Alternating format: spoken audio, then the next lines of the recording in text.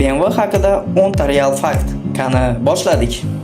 BMW 1916-yilda tashkil topgan va dastlab avtomobil emas, samolyot dvigatellari bilan ishlagan.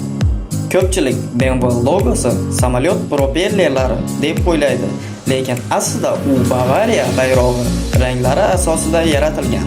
Ikkinchi jahon urushidan keyin BMW deyarli bankrot bo'lgan va hatto idish-tovoq va velosiped ishlab chiqargan.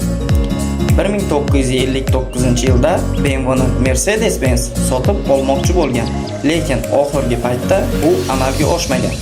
Ultimate Driving Machine BMW o'zini haydovchilar uchun eng yaxshi avtomobil sifatida reklama qiladi va bu slogan brend imijini kuchaytirgan. BMW 1972-yilda Olimpiada uchun elektr avtomobil yaratgan. Bu juda erta innovatsiya edi. BMW M bu kompaniyaning sport bo'limi bo'lib, eng tez va kuchli modellarini ishlab chiqaradi.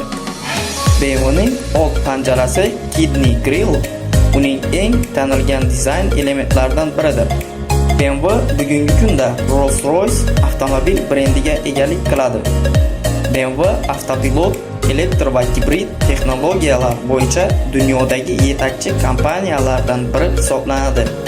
E'tiboringiz uchun rahmat. Kanalga obuna bo'ling va bizni kuzatib boring.